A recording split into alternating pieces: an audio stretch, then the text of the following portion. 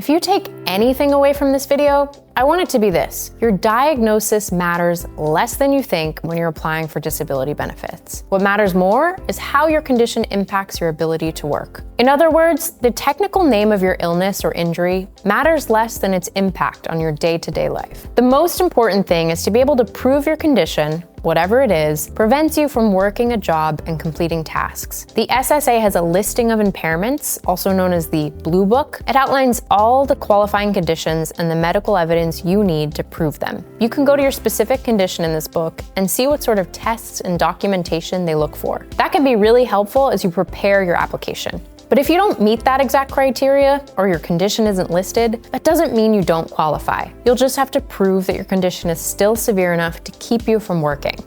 So how do you do that? A lot of people benefit from showing their inability to sustain. This means your condition makes it impossible for you to sustain a 40-hour work week, 8 hours a day. This might be because you have to switch between a sitting or standing position often, or it might be because you have to call out sick a lot. If you work with a lawyer, they'll spend a lot of time with your medical records, and they'll have a strategy for proving why you're unable to work. Some severe conditions automatically qualify as long as you meet the SSDI and SSI technical criteria. The SSA acknowledges that people with severe conditions cannot reasonably work, and these conditions are called compassionate allowance or TERI conditions, which is short for terminal. We've listed a lot of those conditions below, and if you have one of them, you should call the SSA when you apply to fast track your application. If you don't have one of those conditions, here are some key things to remember going into the application process. Get as much medical documentation as possible. Be really explicit about what activities you can no longer do because of your condition.